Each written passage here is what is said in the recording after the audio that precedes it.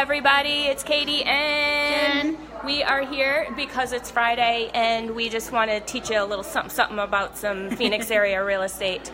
We're in a coffee shop. It's a little loud. You see the art behind me? It's like really cool art in this coffee shop. So hopefully you can hear us okay. Thumbs up. Everybody give me the thumbs up.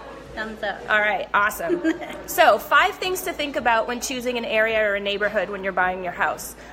When identifying an area to look in, just think about what's important to you. What's important to you might be different, to what's important to JD, might be different what's important to me. So think about what is important for you and your family.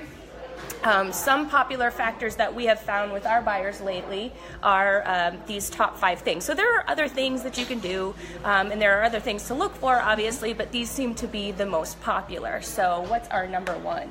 Number 1, check crime stats and sex offenders. Right. That's huge, especially because we work with a lot of families, and everyone has a different tolerance for crime.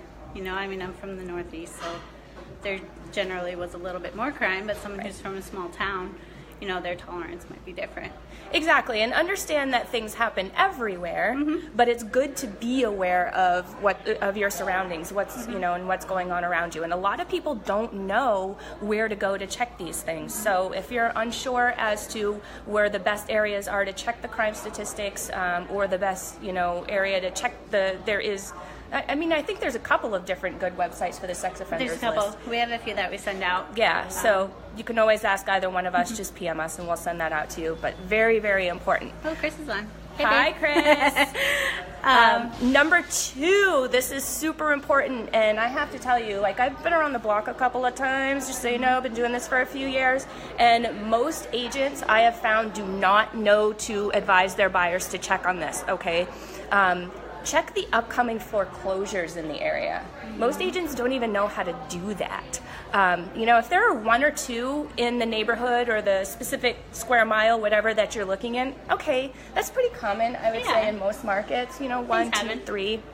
Things happen. But if there's more like 10 or 20 foreclosures or 30 foreclosures in one little small area, then that's probably something to consider. It's going to affect your value. Wouldn't you say? Once those start hitting, or once investors, purchase them, if an investor purchases something, even though it's off the MLS, if they purchase it like private sale or whatever, that can still affect an appraisal and can still ultimately affect your values. So again, most agents don't know to do this. Check the foreclosures in the area before you buy. Trust me. Number 3, take it away. Talk with other moms that are familiar with the area. It really helped me to talk to people where I was moving to get an idea of what it's like living there. I joined the Facebook group for the neighborhood. And you're just talking asked a lot of questions. The Eastmark Facebook group. Uh-huh. So you joined that before you actually moved there. So you're able to join it once you reserve your lot. So once you have a technical address. But then you can still have a little bit of time to think about it. So It was really cool. So we were able to see how many kids, all the events and stuff like that. Right, and there's tons of different social groups around, different city groups. JD and I are a part of MOMnation AZ, which is valley-wide, and there's tons of moms in there that have been, living in various areas of the valley for quite some time, and they're happy, more than happy to share their thoughts and feelings and their experiences. Everyone loves talking about themselves. Exactly. Ask them about schools, parks, things to do in the area, shopping, restaurants, things like that. Once you get into a neighborhood, obviously this is after you decide, and you have an address, like JD says, you can get on that next door social media site, which is also great, notifying you for different emergencies and things like that throughout the neighborhood. Because when you buy a home, you have 10 days to decide whether you want to move forward with it without losing any money. True. So it's worth it to do your research during that time. That is a very important point right there, JD. That is a due diligence thing. So it's not just like, is the roof caving in and is the plumbing about to fall apart? It's, no, let's check out this area. Yeah. And that's definitely a due diligence item right there. So, number 4. Drive by a day and night. There's a lot of times where we show houses during the day because we do this full time. And people think, it's quiet, everyone's at work usually. Exactly. And then in the weekend they might have a big party, like not a pool party, but like kids and crazy people. Big old bash. Like where we used to live, they had this huge party, and the helicopters had to come in, and we were like, all right, we don't want to live here anymore. But we didn't do that research before we lived there, so I wish we did. Good point. So drive by day and night, weekday and weekend, and pay attention to stuff like barking dogs. It's a if barking dogs bug you, it's a real big pain in the behind to get the barking dog handled, working through HOAs and cities and things like that if you need to do that, like if the neighbor's not cool and doesn't handle it. That I went through actually personally a couple of years ago, and it was an absolute nightmare. So you know what barking someone dogs, said big yesterday? deal. Yesterday was pretty cool. She said that this girl in the group said she looks on the map and looks in people's backyards. Yeah, Google. So to see if their house looks like a junkyard, Yeah. gives you an idea of what they might be like. Well, you can, it's so the Google map, so, you know, the satellite or whatever, and it might be a little bit dated, but Yeah.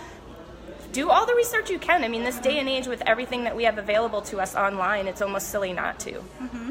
And number 5, again, there's more, you know, you might have some different priorities, but these just seem to be the most popular ones that have been coming up a lot for us.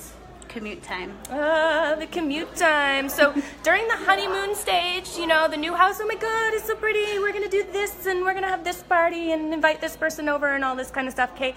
The honeymoon ends at some point, guys, and that 45-minute drive to work might not be so Appealing. acceptable as time goes by. I would say think about how much family time you want to have. Do you want a huge house that's far away from things that you won't really get to enjoy, or do you want maybe a smaller house that's close to things and the drive is quick? Right, exactly. Huge, big deal right there, because you also need to consider, okay, if you buy that big old beautiful house 45 minutes out and, you know, you're saving on the price of the house or whatever because of the location, right, you're going to pay a little bit less. Yeah. Well, what about the wear and tear on your car? What about the maintenance on your car? What about the gas costs on your car? And really, literally the cost of being away from your family, the cost of time, what does that mean to you? It really plays into quality of life here. For sure. So as you can see, we could probably talk all day on this topic. We love this stuff. JD, why don't you share your phone number, buyer agent extraordinaire? 480-707-7554. It's 480-707-7554. And she's text friendly. She's a text fiend. Just text her all day long. I do. You can it's text fine. me. Facebook's fine too. Private messages. And then my number, also text friendly, 480-250-0023, 480-250-0023. She's, you know, we can advise you on both things, listing or buying, but she's more of like the buyer agent extraordinaire ninja, and I'm more of like the listing machine. So definitely come to us if you have any questions at all about anything real estate in Phoenix. She gets our sellers a lot of money. Don't give in to the companies that charge you more. That's a whole other topic whole that we other can topic. talk about, right? I mean, just let me leave you with this. Think about it, guys. If investors are out there and they're paying you something that seems like a good deal, but they're the only ones seeing your property, imagine what you can get when your property is opened up to all of the buyers. So there are these wonderful companies out there, yes, that seem ultra convenient. Yes, sell your house right now for cash for, you know, X amount of dollars. But think about that. Think about that. They have a staff to pay. They're going to turn around and flip that property, or they're going to just turn around and put it on the market. They need to have some sort of margin there, and you're the one that's paying for that. I would much rather put that margin in your pocket. I'd put it in my retirement account. Or my kids' college. Yeah, make it work for you instead of allowing your money to work for somebody else's investment. Really something important to think about right there, okay? That's a new topic. New topic next time. Next week. All right, guys, have a great weekend. All right, bye.